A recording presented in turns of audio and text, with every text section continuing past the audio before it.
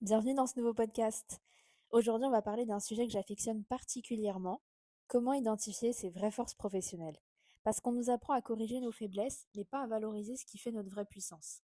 Et si tu découvrais que tes plus grandes forces, tu les utilises déjà et que tu t'en rends même pas compte. Tu me crois pas? Écoute jusqu'au bout. Je me souviens d'une coachée qui me disait, je ne sais pas ce que je vaux, j'ai juste de la chance d'être organisée. C'était ses mots. En creusant, on s'est rendu compte qu'elle avait une capacité incroyable à anticiper les besoins des autres, structurer des projets complexes et créer de la clarté là où tout le monde voyait du chaos. C'était pas juste de l'organisation, non, c'était une vraie force stratégique. Et quand elle a compris ça, elle a osé postuler pour un poste de chef de projet qu'elle a fini par décrocher. Alors aujourd'hui, je te partage une méthode simple en 3 étapes pour repérer tes forces naturelles et les faire briller dans ta carrière. Première étape, observe tes moments de flow. La première étape, c'est d'observer quand tu te sens vivante ou vivant dans ton travail.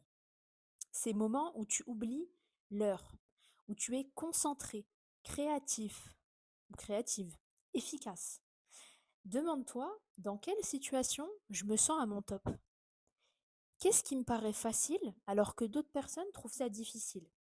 Fais la liste de 3 à 5 moments récents où tu t'es senti vraiment fier de toi et cherche le fil rouge. Est-ce que tu aides? Est-ce que tu analyses? Est-ce que tu structures? Est-ce que tu écoutes? Est-ce que tu inspires? Souvent, c'est là que vont se cacher tes forces naturelles. Deuxième étape, demande du feedback authentique. Je dis bien authentique. Demande aux autres. Pourquoi? Parce qu'on est souvent aveugle à ses propres forces. Parce que ce qui est naturel pour toi ne te semblera pas extraordinaire. Alors, il faut que tu te poses cette question.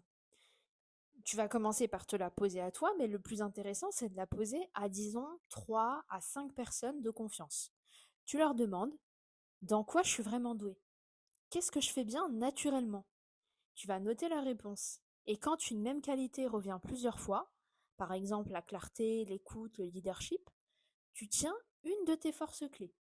Et parfois, ce feedback-là va te faire un bien fou, parce qu'il va te montrer une image de toi que tu n'osais pas voir. Troisième étape, on arrive bientôt à la fin. Tu vas mettre un mot sur tes forces. Parce que tant que tu ne peux pas nommer tes forces, tu ne peux pas les revendiquer.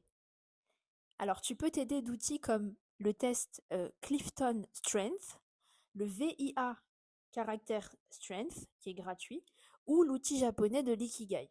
Une fois que tu as identifié euh, ces, euh, ces forces-là, tu vas choisir 3 forces majeures qui te représentent. Par exemple, la clarté et la communication, l'empathie, l'organisation et la vision d'ensemble.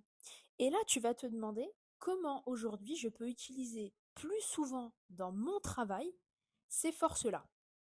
Et c'est là que la magie va opérer. Alors, si tu retiens une chose de cet épisode, c'est celle-ci. Tes forces ne sont pas ce que tu apprends. Tes forces, c'est ce que tu es déjà. Et quand tu t'autorises à reconnaître tes forces, tu arrêtes de te battre contre toi-même et tu arrêtes de te comparer. Ça aussi, on va faire un podcast sur la comparaison, c'est un vrai sujet. Et là, tu vas commencer à construire une carrière alignée, fluide et pleine de sens. Je t'invite à faire le petit exercice cette semaine. Liste 3 moments où tu t'es senti à ton top. Demande 3 feedbacks et écris tes 3 forces principales. Tu verras, tu te regarderas plus jamais de la même façon. Si cet épisode t'a plu, je t'invite à le partager autour de toi. N'hésite pas à t'abonner et à très vite pour un nouvel épisode.